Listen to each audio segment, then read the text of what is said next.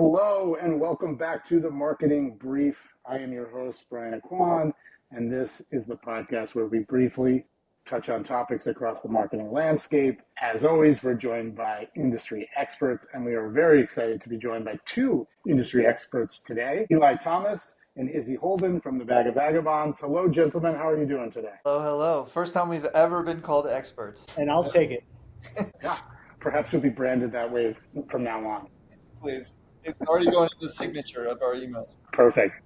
Well, thanks for joining me. Do you guys want to introduce yourselves and kind of what you do together? Absolutely, yeah. Eli Thomas, co-founder of Vagabonds, very easily described as a experiential strategy, creative, and production agency. We tend to shy away from that word a little bit and lean more into shop and things like that sort of pull out more of that creative side. And this is my partner. Izzy Holden, Bag of Vagabonds. Visual ambassador was a original doctrine of what I said I did. Yeah, Eli does the sales, he does the new business. He is the face of our company, and I am the behind the scenes, try to make it come together type of guy. But we've been doing it a long time. Brian, great to be on your show. Yeah, and I've known you guys for a while, and I've seen your work for a while, and it's very impressive. And I've known you to do wild and crazy custom things for marketers. What?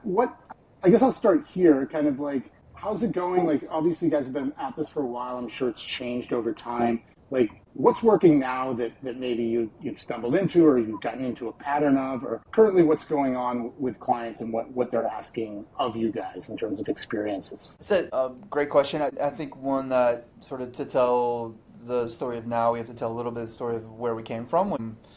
We'll try and keep it brief, but started as a true art collective about 20 years ago. And the only reason we like to tell that story of we'll say LA starving artists going into the streets just to try and kind of make their voices heard or their art scene or just their creative outlet opportunity. That was Vagabonds' origin story. And from that, not only were we able to build what we now, have a company, a thriving company, a growing company, all this stuff. But I think more importantly, we were able to build a network and community. And it's exactly like this. Old friends like you calling, 10 years later and saying, what can we work on? What can we build together? What can we make? What can we talk about? And I think if Izzy and I were to be proud of any one thing, is that the Bag of Vagabonds principle was always about pillars were creativity, community, collaboration. Like that is what we're doing every single day, and most of it's with people that we know and love, and are also doing exciting, incredible things. So that's the origin story. We'll next time we'll crack a couple beers and go deeper. Late night parties and downtown.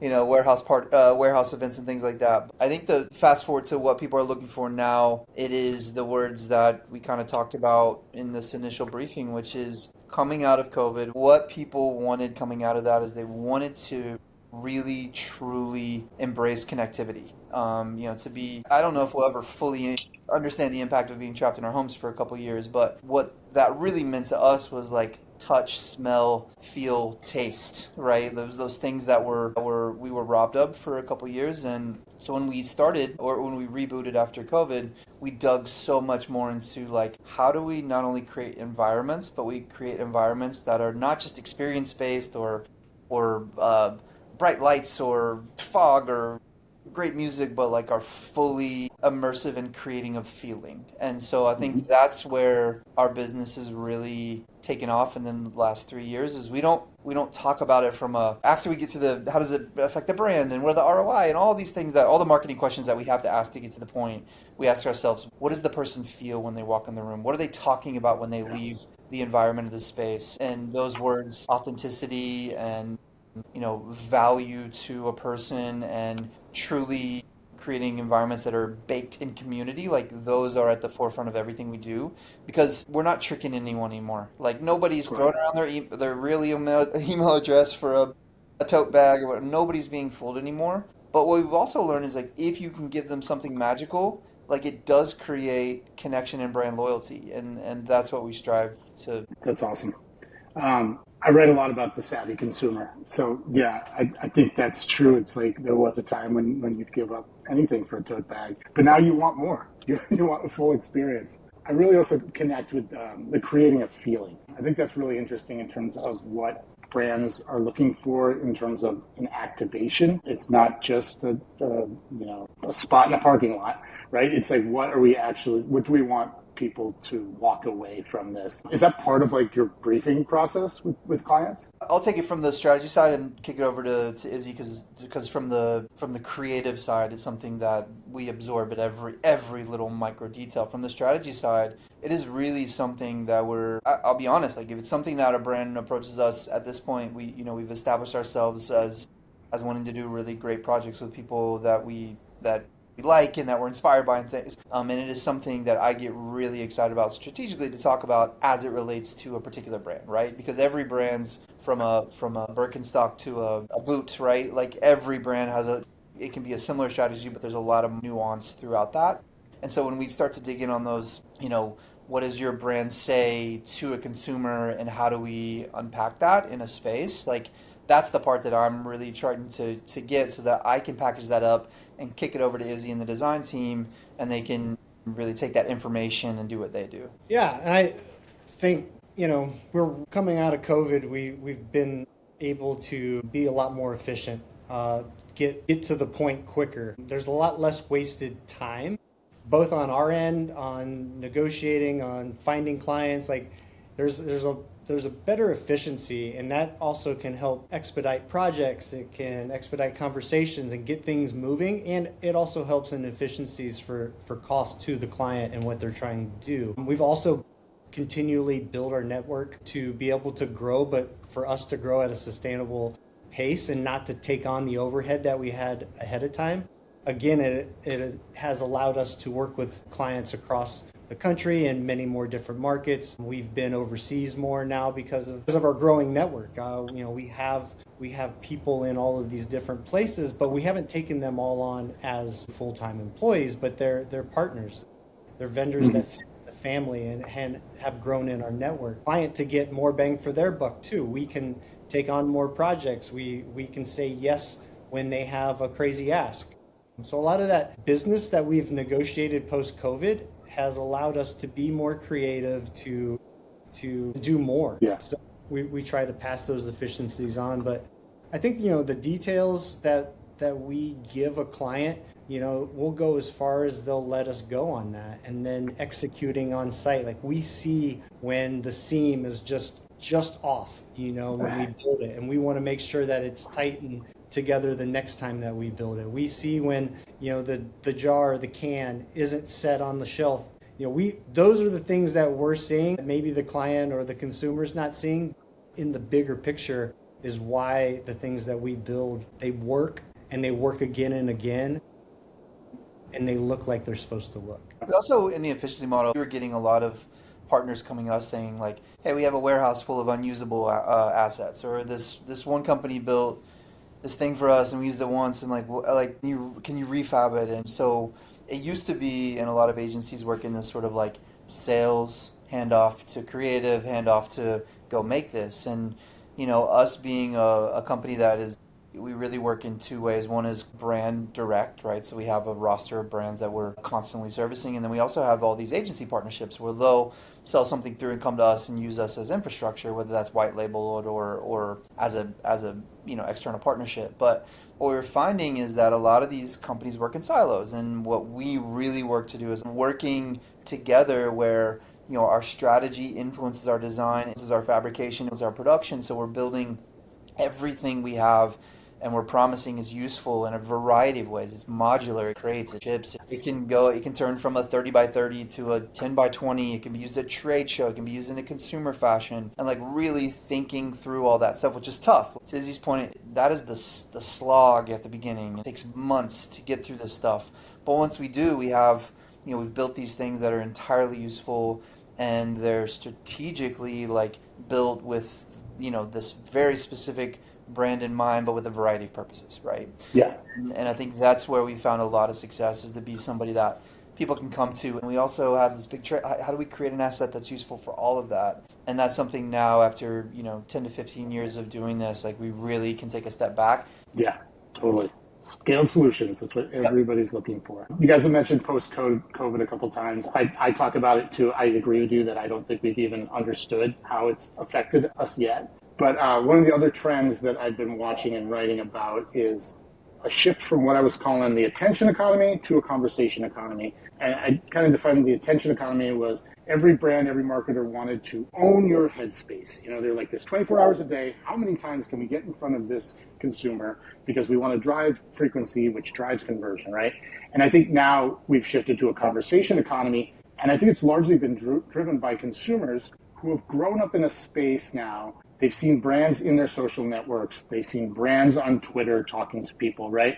Brands are characters now that are part of your life, and the expectation is that a brand can communicate with you, whether you're pissed off or you want to compliment them or you have a question, that they're there to kind of communicate with you. Is that something you guys hear from marketers? Is it something that you put into your design when you're building out projects? 100%.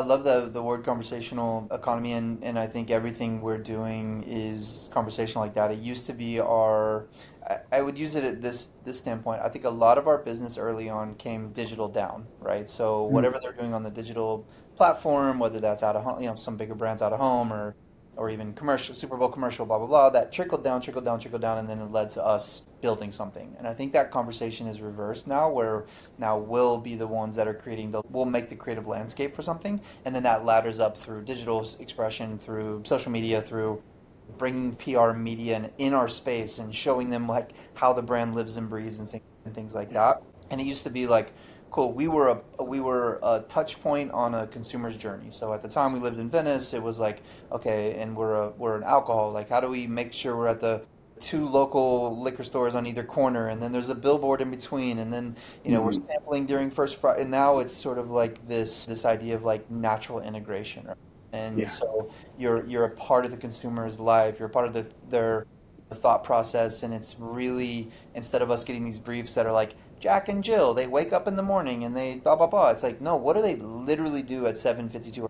What type of coffee are they drinking? Like, what are these micro decisions that everybody's making? Like, when do they go to their phone and check their Instagram if they do it all? Like, that involve micro data for us that, to me, are very conversational at the beginning, and again, guide the creative process. That then is like, okay, like you look up and you see this thing over here, but we know that they're at the festival and they want to take 20 minutes and chill, or we actually know they need a meeting place. So how do we create a flag that says like meet us at the this blank flag, like really thinking through those creative solutions to make sure that all that nuance is pulled through and speaks in a way that like people understand. Yeah, I get that. Anything to add?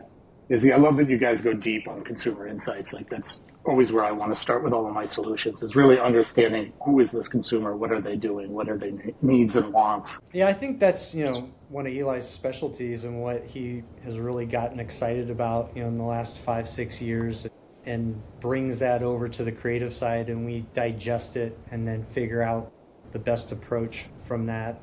We've been able to strategize on some formulas internally that have helped us be creative and efficient and different. But working internally within these formulas, like getting our team to buy in on certain things. I speak to the conversation that we're having more from our internal team and how we are creating what the need you're seeing is. And Yeah. I think a lot of it is just being true and not blasting people in the face, like giving them something that is crafted, that's handmade, we're still very little in the digital. We're still very little on having robots do things, even from fabrication to anything. Like, we're talking with people daily on all levels and trying to figure it out together. It is that conversation way before the consumer. It's the conversation within the people trying to figure it out. And I think that's what we pride ourselves on. When we show up at a trade show and everything's bells and whistles and print and lights and this and that. We didn't do trade show before the pandemic. It's definitely been a need coming out that people, and we hesitated on trade show, but we're going in with that same mentality and building things by hand and painting and custom moments, thinking about the flow differently and thinking about POS and swag and things that actually will be used and will be considered relevant. And when our trade show booth sits next to the one that didn't have that, there's a difference, and people are feeling that. And we went in to one trade show, we did one, and the next year we did three, and the next year we did six. And people were like, "Oh, who did that?" And that's different. And I think you saw that 15 years ago at Santa Monica Pier. Really, it hasn't changed. We've just gotten a lot better and sold a lot more people on, like, do quality work with good people and have fun while doing it. That will never get old. And people are willing to pay for quality. And I think, pre-COVID, it was blast everybody with as much as you could blast them with. And now it's, that conversation, like, let's do less with more and be thoughtful about it. Yeah.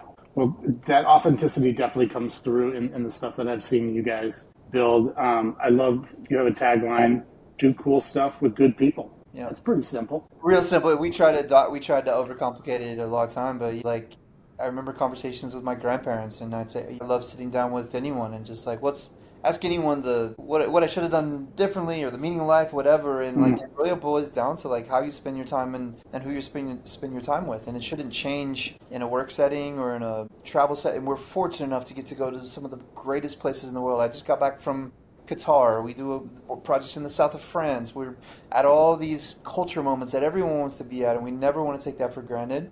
And we also like preach a big part of our business ethos remains in that community but positivity element. Like our team are go-getters, but not in that fake way, in that genuine setting a culture and a respect and an empowerment model, for our team and our staff, and just show them like, hey, we believe in you, and let's do this together. Izzy brought up the trash part at the beginning. Like he and I inevitably are the ones taking out the trash at the end of the night. And it used to be a joke, and now we love to do it because we laugh and we giggle and we still, get to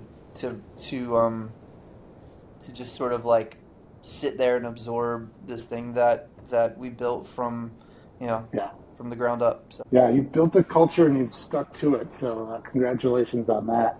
Thank you guys for joining me today for this brief conversation. How do people get in touch with you if they're interested in Bag of Vagabonds? Izzy, you get this one.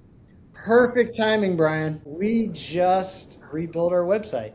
We did it during the pandemic, and so that was our exercise when we didn't have jobs. But we just took and revamped that. So www.bagofvagabonds.com. And we also have an Instagram that we're going to start re-updating next week.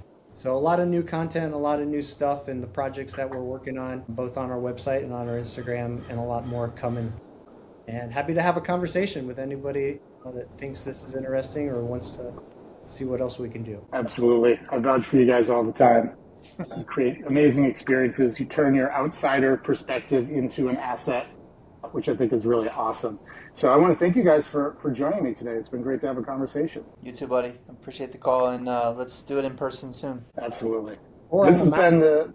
Oh, go ahead, Liz. Or on a mountain. On a mountain. My favorite venue is the mountain. Thanks for joining us. This has been the Marketing Brief with Brian and Quan. Stay curious.